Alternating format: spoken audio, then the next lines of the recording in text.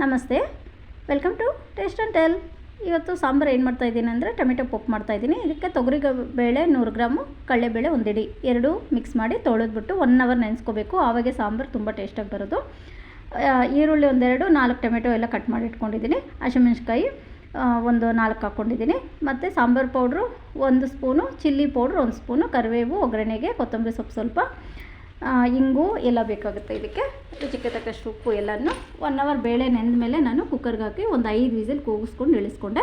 ಆಮೇಲೆ ಒಗ್ಗರಣೆಗೆ ಇಟ್ಕೊಂಡೆ. ಎಣ್ಣೆ ಹಾಕಿ ಈರುಳ್ಳಿ ಒಗ್ಗರಣೆ ಹಾಕ್ಕೊಂಡು ಚೆನ್ನಾಗಿ ಫ್ರೈ ಆದಮೇಲೆ ಸಾಂಬಾರು ಪೌಡ್ರು ಎಲ್ಲ ಹಾಕಿಬಿಟ್ಟು ಫ್ರೈ ಮಾಡಿಕೊಂಡು ಆಮೇಲೆ ಟೊಮೆಟೊ ಹಾಕಿ ರುಚಿಗೆ ತಕ್ಕಷ್ಟು ಉಪ್ಪು ನೋಡ್ಕೊಂಡು ಹಾಕ್ಕೋಬೇಕು. ನಾನು ಹುಳಿ 1 ನಿಂಬೆಹಣ್ಣು ಗಾತ್ರ ಹುಳಿ ಹಿಂಡ್ಬಿಟ್ಟು ಹಾಕ್ಕೊಂಡಿದ್ದೀನಿ.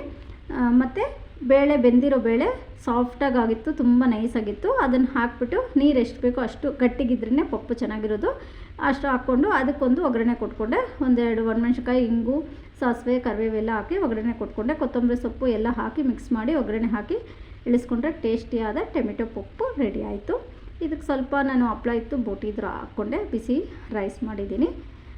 ಇದು ಫ್ರೆಂಡ್ಸ್ ಇವತ್ತಿನ ನಮ್ಮ ಮನೆಯಲ್ಲಿ ಟೊಮೆಟೊ ಪಪ್ಪು, ರೈಸು, ಸೌತೆಕಾಯಿ ಇಟ್ಟಿದ್ದೀನಿ. Thank you friends. See you next vlog.